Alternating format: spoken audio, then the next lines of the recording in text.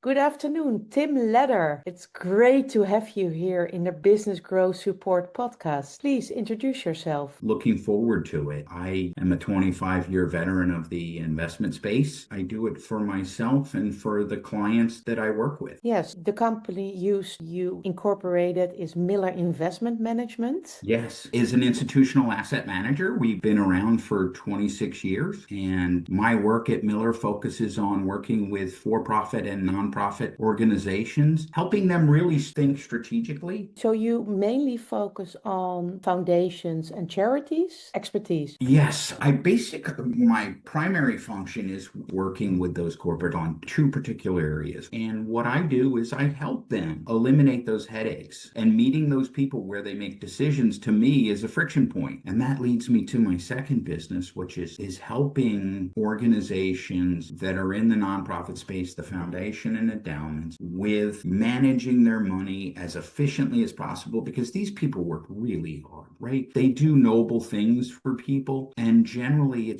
they're challenged with managing the money and managing the aspects and the workflows. So I also help them think strategically. When you look at these investment committees, and I help them uncover the things that are brewing kind of below the surface, right? What's going on? What are the things I should think about? Well, when you start to look behind the scenes and you look at it holistically. With your expertise, if you give the audience an advice, is particular for the nonprofits, what would you advise them? Stay sustainable. Well, I think you have to really measure the elasticity. So pressure test, right? What if spending continues to rise and my costs continue to go up and the stock market doesn't do well, right? The stock market has hidden a lot of ills. Not that they're bad things, but it gets glossed over. So my advice to them is take a step back, start to think about, okay, how can I align my mission with my investment focus? Why am I taking the risk associated with it? I see a lot of these endowments and foundations starting to take even more risk, meaning they started out at a, say, 50% stock, 40% bonds, 10% alternatives or something like that portfolio. Well, now they're 70% public US stocks because of the outperformance. And then last year we had international markets. Take a step back, rebalance,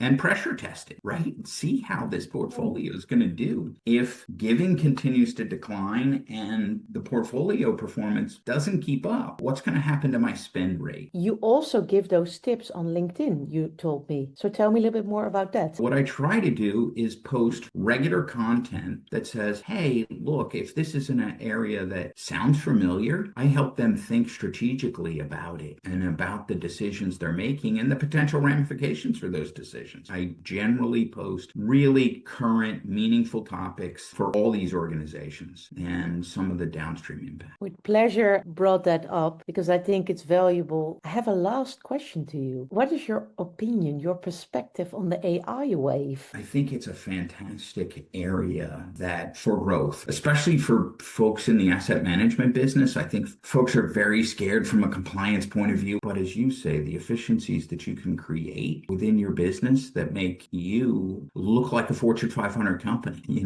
there's tools out there that make you just as competitive as the team full of attorneys that are in a room looking over data. I think about it. My brother is a retired class action attorney, and he's younger than me. And he said, we used to have a room full of associates looking through documents, trying to find these things. And he goes, that's now replaced by AI. And, I cut my payroll and I cut my thing, which is a bad thing short term. But if it forces folks to think strategically and to step back and invest and become educated, there's a lot of things out there that AI can help you with. You have maybe a final word for the audience or a wise tip? The wisest tip I can say is align anything you do with your heart, right? What you believe is what's going to happen, and continue to be positive regardless of where you are. Think positively about your situation. That's not saying don't reflect. Take the time to reflect. And you said it, something that I was blessed to have is seek a mentor. Find somebody. Take the time,